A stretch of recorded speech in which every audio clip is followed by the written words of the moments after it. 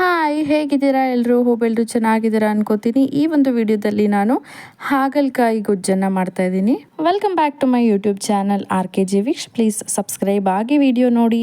ಸಾಮಾನ್ಯವಾಗಿ ಹಾಗಲಕಾಯಿ ಅಂದರೆ ಯಾರಿಗೂ ಇಷ್ಟ ಆಗಲ್ಲ, ಅದು ತುಂಬ ಕಹಿ ಇರೋದ್ರಿಂದ ಒಂದ್ಸಲ ಈ ರೀತಿ ಟ್ರೈ ಮಾಡಿ ನೋಡಿ, ಎಲ್ರಿಗೂ ಇಷ್ಟ ಆಗುತ್ತೆ. ಇಷ್ಟಪಡದಿರೋರು ಕೂಡ ಇಷ್ಟಪಟ್ಟು ತಿಂತಾರೆ. ಸ್ವಲ್ಪನೂ ಕಹಿ ಅಂಶ ಇರೋದಿಲ್ಲ. ಸೊ ಹಾಗಲಕಾಯಿ ಗೊಜ್ಜು ಮಾಡೋದಕ್ಕೆ ನಾನಿಲ್ಲಿ 3 ಹಾಗಲಕಾಯಿ ತೊಗೊಂಡಿದ್ದೀನಿ. ಜೊತೆಗೆ ಒಗ್ಗರಣೆಗೆ ಸಾಸಿವೆ, ಜೀರಿಗೆ, ಕಡಲೆಬೇಳೆ, ಕರಿಬೇವು, 2 ಈರುಳ್ಳಿ, 2 ಟೊಮ್ಯಾಟೊ, ಎರಡನ್ನೂ ಕೂಡ ಸಣ್ಣದಾಗಿ ಕಟ್ ಮಾಡಿ ಇಟ್ಕೊಂಡಿದ್ದೀನಿ. ಅರ್ಧ ಸ್ಪೂನಷ್ಟು ಶುಂಠಿ ಬೆಳ್ಳುಳ್ಳಿ ಪೇಸ್ಟು, ಮಸಾಲೆ ರುಬ್ಕೊಳ್ಳೋದಕ್ಕೆ 2 ಸ್ಪೂನ್ ಉದ್ದಿನಬೇಳೆ, 1 ಸ್ಪೂನ್ ಕಡಲೆಬೇಳೆ, 3ರಿಂದ 4 ಸ್ಪೂನು ಕಡಲೆ ಬೀಜ, 3 ಬ್ಯಾಡಗಿ ಮೆಣಸಿನ್ಕಾಯಿ ತೊಗೊಂಡಿದ್ದೀನಿ, 2.5 ಸ್ಪೂನ್ ಗಸಗಸೆ, 1 ಸ್ಪೂನ್ ಎಳ್ಳು, 1 ಸ್ಪೂನ್ ಜೀರಿಗೆ ತೊಗೊಂಡಿದ್ದೀನಿ. ಜೊತೆಗೆ 2.5 ಸ್ಪೂನಷ್ಟು ಅಚ್ಕಾರದ ಪುಡಿ, 1.5 ಸ್ಪೂನಷ್ಟು ಧನಿಯಾ, ಸ್ವಲ್ಪ ಅರಿಶಿಣ, 3 ಸ್ಪೂನು ಬೆಲ್ಲದ ಪುಡಿ, ಸ್ವಲ್ಪ ಕೊತ್ತಂಬರಿ ಸೊಪ್ಪು. ನೆಕ್ಸ್ಟು ಒಂದು ಬೌಲ್ನಲ್ಲಿ ಹಾಗಲಕಾಯನ್ನು ಕಟ್ ಮಾಡಿ ಇಟ್ಕೊಂಡಿದ್ದೀನಿ.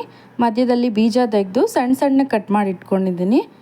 ಇದಕ್ಕೆ ಸ್ವಲ್ಪ ಚಿಟಕಿಯಷ್ಟು ಉಪ್ಪನ್ನು ಹಾಕಿ ಚೆನ್ನಾಗಿ ಮಿಕ್ಸ್ ಮಾಡಿಕೊಂಡು ಒಂದು ಅರ್ಧ ಗಂಟೆ ಹಾಗೆ ಎತ್ತಿಡಬೇಕು. ಆಗ ಕಹಿ ಅಂಶ ಎಲ್ಲ ಹೋಗುತ್ತೆ. ನೆಕ್ಸ್ಟು ಮಸಾಲೆಗೆ ಫ್ರೈ ಮಾಡ್ಕೊಳ್ಳೋಣ. ಮಸಾಲೆಗೆ ನಾನಿಲ್ಲಿ ಒಂದು ಬಾಣಲಿಲಿ ತೊಗೊಂಡಿರೋವಂಥ ಕಡಲೆ ಬೀಜ, ಕಡಲೆಬೇಳೆ ಜೊತೆಗೆ ಉದ್ದಿನಬೇಳೆ ಇಷ್ಟನ್ನು ಹಾಕಿ ಮೀಡಿಯಮ್ ಫ್ಲೇಮ್ನಲ್ಲಿ ಚೆನ್ನಾಗಿ ಫ್ರೈ ಮಾಡ್ಕೊಳ್ಬೇಕು. ಈ ರೀತಿ ಒಟ್ಟಿಗೆನಾದರೂ ಫ್ರೈ ಮಾಡ್ಕೊಳ್ಬೋದು, ಇಲ್ಲ ಸಪ್ರೇಟಾಗಿ ಕೂಡ ಫ್ರೈ ಮಾಡ್ಕೊಳ್ಬೋದು. ನೆಕ್ಸ್ಟ್ ಇದಕ್ಕೆ ನಾನು ಬ್ಯಾಡಗಿ ಹಾಕಿ ಅದನ್ನು ಕೂಡ ಚೆನ್ನಾಗಿ ಫ್ರೈ ಮಾಡಿಕೊಂಡು ತೆಗೆದಿಟ್ಕೊತಾ ಇದ್ದೀನಿ. ನೆಕ್ಸ್ಟು ಅದೇ ಬಾಣಲಿಲಿ ತೊಗೊಂಡಿರೋ ಗಸಗಸೆ, ಎಳ್ಳು ಮತ್ತು ಜೀರಿಗೆ 3 ಹಾಕಿ ಫ್ರೈ ಮಾಡ್ಕೊಳ್ತಾ ಇದ್ದೀನಿ. ಹಾಗಲಕಾಯಿ ನೆನೆಸಿಟ್ಟು ಅರ್ಧ ಗಂಟೆ ಆದಮೇಲೆ ಆ ಹಾಗಲಕಾಯಿಗೆ ಸ್ವಲ್ಪ ಅದು ಮುಳುಗುವಷ್ಟು ನೀರನ್ನು ಹಾಕಿ ಚೆನ್ನಾಗಿ ವಾಶ್ ಮಾಡಿಕೊಂಡು ನೀರೆಲ್ಲ ಸೋಸ್ಕೊಳ್ಬೇಕು. ಈ ರೀತಿ ಮಾಡೋದ್ರಿಂದ ಸ್ವಲ್ಪನೂ ಕಹಿ ಅಂಶ ಇರೋದಿಲ್ಲ. ಹಾಗಲಕಾಯಿ ಶುಗರ್ ಪೇಷಂಟ್ಸ್ಗೆ ತುಂಬಾ ಒಳ್ಳೆಯದು. ಇದನ್ನು ವಾರಕ್ಕೆ ಒಂದ್ಸಲ, 15 ದಿನಕ್ಕೆ ಒಂದ್ಸಲ ತಿಂತಾ ಇದ್ದರೆ ಶುಗರ್ ಕಂಟ್ರೋಲಲ್ಲಿರುತ್ತೆ. ಜೊತೆಗೆ ಇದರಲ್ಲಿ ಆ್ಯಂಟಿ ಆಕ್ಸಿಡೆಂಟ್ಸ್ ಜಾಸ್ತಿ ಇರೋದ್ರಿಂದ ಬ್ಲಡ್ ಪ್ಯೂರಿಫೈ ಮಾಡೋದಕ್ಕೂ ತುಂಬಾ ಹೆಲ್ಪ್ ಆಗುತ್ತೆ. ಸೊ ಈ ರೀತಿ ನೀರೆಲ್ಲ ನೀಟಾಗಿ ಹಿಂಡಿ ತೊಗೋತಾ ಇದ್ದೀನಿ ನಾನು. ನೆಕ್ಸ್ಟು ಇದನ್ನು ಫ್ರೈ ಮಾಡ್ಕೊಳ್ಳೋಣ. ಒಂದು ಪ್ಯಾನಲ್ಲಿ ಸ್ವಲ್ಪ ಎಣ್ಣೆ ಹಾಕಿ ಫಸ್ಟು ಹಾಗಲಕಾಯನ್ನು ಹಾಕ್ಕೊಂಡು ಚೆನ್ನಾಗಿ ಫ್ರೈ ಮಾಡ್ಕೊಳ್ಬೇಕು. ನಾನು ಆಗಲೇ ಹೇಳಿದಾಗೆ ಬರೀ ಶುಗರ್ ಪೇಷಂಟ್ಸ್ಗಷ್ಟೇ ಅಲ್ಲ, ಎಲ್ರಿಗೂ ಕೂಡ ಇದರಲ್ಲಿ ಹೆಲ್ತ್ ಬೆನಿಫಿಟ್ಸ್ ತುಂಬ ಇದೆ.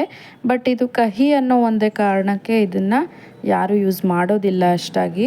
ಈ ರೀತಿ ಟ್ರೈ ಮಾಡಿ ನೋಡಿ, ತುಂಬ ಇಷ್ಟ ಆಗುತ್ತೆ ನಿಮಗೆ. ನೋಡಿ, ಇದು ಫ್ರೈ ಆಗಿದೆ.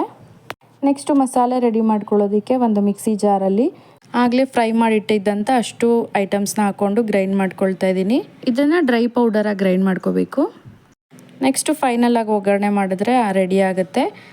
2 ಸ್ಪೂನ್ ಎಣ್ಣೆ ಹಾಕಿ ಅದಕ್ಕೆ ಸಾಸಿವೆ, ಜೀರಿಗೆ, ಕಡಲೆಬೇಳೆ, ಕರಿಬೇವು ಎಲ್ಲನೂ ಹಾಕಿ ಜೊತೆಗೆ ಈರುಳ್ಳಿನೂ ಹಾಕಿ ಚೆನ್ನಾಗಿ ಫ್ರೈ ಮಾಡ್ಕೊಳ್ಬೇಕು. ಇದು ಎಣ್ಣೆ ಕೂಡ ಜಾಸ್ತಿ ಹಿಡಿಯೋದಿಲ್ಲ, ಬೇಗ ಆಗುತ್ತೆ. ಈಗ ಶುಂಠಿ ಬೆಳ್ಳುಳ್ಳಿ ಪೇಸ್ಟ್ ಹಾಕ್ಕೊಳ್ತಾ ಇದ್ದೀನಿ.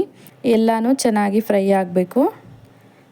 ಈರುಳ್ಳಿ ಸ್ವಲ್ಪ ಫ್ರೈ ಆದಮೇಲೆ ನಾನು ಇದಕ್ಕೆ ಟೊಮ್ಯಾಟೋನ ಸೇರಿಸ್ಕೊಳ್ತಾ ಇದ್ದೀನಿ.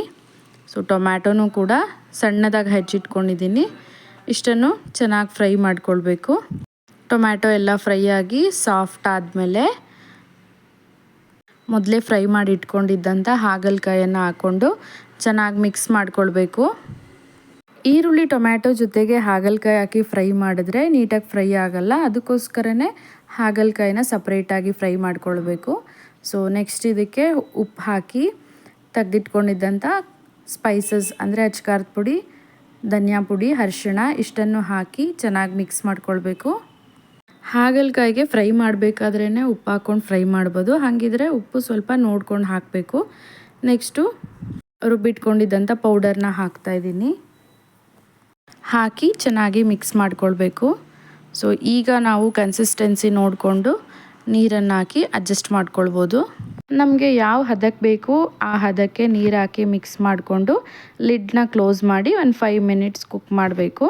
ಇಷ್ಟ ಆದರೆ ರೆಡಿ ಆಗುತ್ತೆ. ಫೈನಲ್ ಟಚಪ್ಪು ಕೊತ್ತಂಬರಿ ಸೊಪ್ಪು ಮತ್ತು ಬೆಲ್ಲ ಇಷ್ಟನ್ನು ಹಾಕಿ ಒಂದು ಸಲ ಮಿಕ್ಸ್ ಮಾಡಿಕೊಂಡ್ರೆ ಹಾಗಲಕಾಯಿ ಗೊಜ್ಜು ರೆಡಿ ಆಗುತ್ತೆ. ಇದು ರೊಟ್ಟಿ, ಚಪಾತಿ, ಬಿಸಿ ಅನ್ನ ಎಲ್ಲದಕ್ಕೂ ಒಳ್ಳೆ ಕಾಂಬಿನೇಷನ್ ಆಗಿರುತ್ತೆ. ಯಾರಿಗೆಲ್ಲ ಇಷ್ಟ ಆಯಿತು ಈ ರೆಸಿಪಿ, ಎಲ್ಲರೂ ಮನೇಲಿ ಒಂದು ಸಲ ಟ್ರೈ ಮಾಡಿ ಟೇಸ್ಟ್ ಮಾಡಿ ಹೇಗಿದೆ ಅಂತ ಕಮೆಂಟ್ ಮಾಡಿ. ಫೈನಲಿ ಸಬ್ಸ್ಕ್ರೈಬ್ ಆಗಿ ಸಪೋರ್ಟ್ ಮಾಡಿ ಅಂತ ಹೇಳ್ತಾ ಈ ವಿಡಿಯೋ ಇಲ್ಲಿಗೆ ಮುಗಿಸ್ತೀನಿ. Thank you for watching.